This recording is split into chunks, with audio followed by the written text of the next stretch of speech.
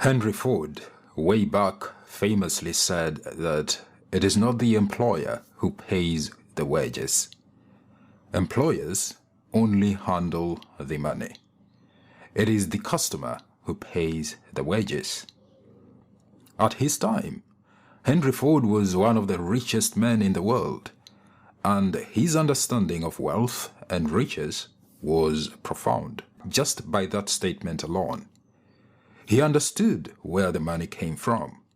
Becoming rich or wealthy is not a self-made thing. It is a collaborative effort, and that's what we are going to be talking about in this episode, with particular reference to business. And that's coming up next.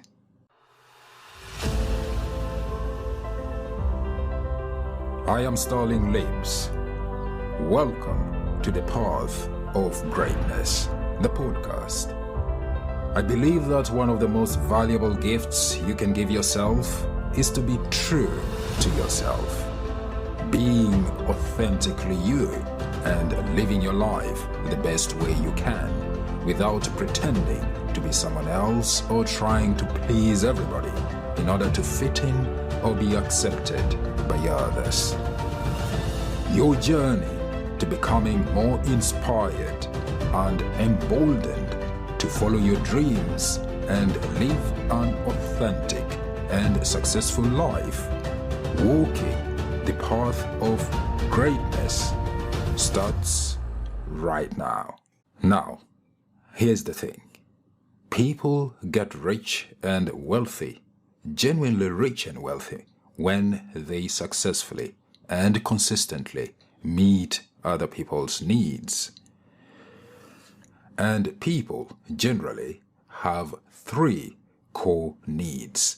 And if you can provide for any of those three needs through your business, people will make you rich and wealthy, for sure.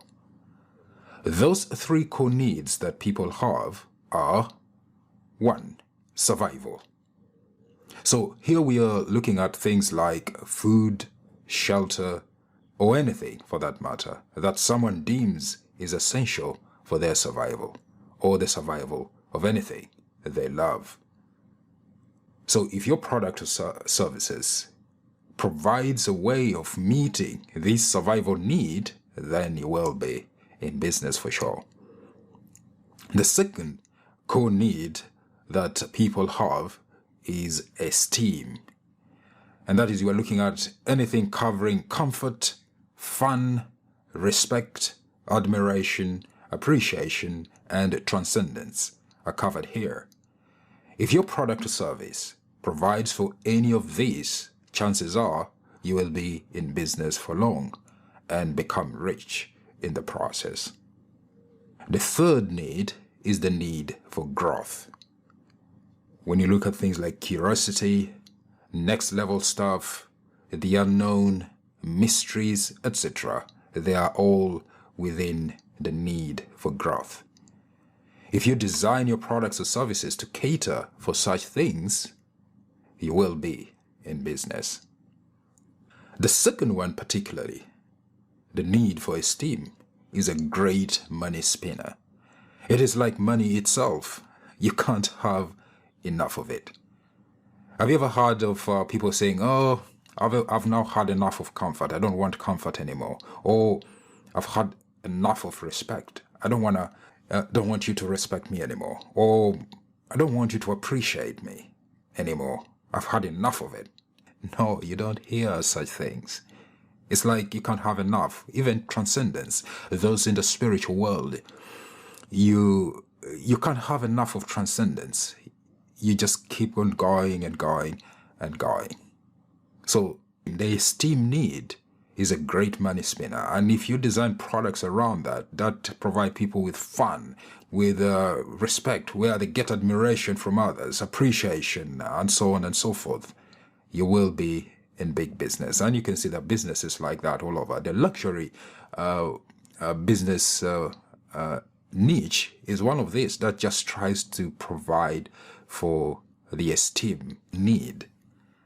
So, if you're thinking of starting a business, or you already have one, think carefully how your products or services are going to be meeting any of those needs.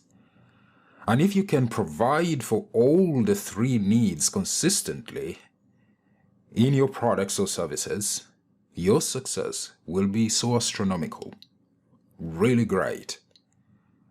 The thing to remember is that your products or services are just tools to help people meet those three needs: the need for survival, the need for esteem, and the need for growth. And the faster and more obvious it is for people to link your product or service as a solution to their needs, the better it will be for you. The other thing you also need to know about running a successful business and creating wealth is the primary motivations that people have, and those are pain and pleasure. The desire to move away from pain and the desire to move towards pleasure. Of the two, the one that moves people faster to action is the first one, the desire to move away from pain. I believe people are generally motivated to move away from pain faster than they are to move towards pleasure. People generally have a very low tolerance for pain, and they will quickly move away from it than they would move towards pleasure. When a person is chilled out about doing something and they are then, for example, threatened with a consequence, they are apt to do something about it real fast. On the other hand, promise them something good and they are apt to take their time to go for it, especially if they're a bit comfortable where they are. However, please note that threatening somebody with a consequence is only effective if the person fully understands what is at stake, like missing out on the good thing, the pleasure, for example. The other reason why people act fast to move away from pain is that pain is felt instantly, and it is almost like a reflex reaction to get away from it. But for pleasure, well, that on the other hand is dependent on a person's wishes, desires, and the stage they are in their life's journey. And if people are comfortable where they are, they won't bother that much to move to new levels of comfort unless they must. So, the astute businessman is one who knows how to rattle people's comfort positions, making them uncomfortable where they are, and then show them new possibilities, and thereafter subtly indicate to them that they might miss out on those possibilities he's just shown them if they don't take action now to acquire them. They combine these two elements of pain and pleasure so beautifully together in a sales presentation by first tantalizing the prospect with a good thing, the pleasure, and then tell the prospect that they risk losing the good thing if they don't take action now to secure it or take advantage of it. They are very smooth in the way they do it, and it doesn't look like they are selling you anything. They get you hooked and riveted. They don't manipulate you either. They just meet you at the point of your need in such a beautiful and professional way that you find it hard to say no. So there you have it. Remember that it is other people who are going to make you wealthy and rich. And you will get there faster if you give them what they need and move them to take action to get it. And that last bit is made possible if you understand how human motivation works and how to apply it in your offers.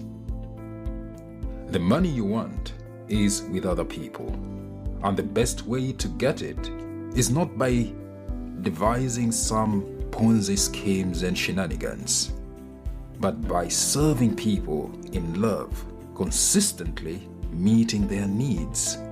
They will make you rich if you do that. The adage that the customer is the king or boss is true in business. The thing is, regardless of the niche or industry your business is in, the businesses who get ahead are those who do their work well and try to please the customer. Now, having understood who pays the wages, it is now time to see how to build and grow a business that attracts lots and lots of customers, the wage payers. And we will get to that next time if you remember to tune in. For now, thanks for tuning in, and you've been listening to The Path of Greatness, the podcast. And this episode has been brought to you by Great British Accountants. I am your host, Sterling Leaps, and till next time, be sure to take good care of yourself and speak to you soon. Bye-bye.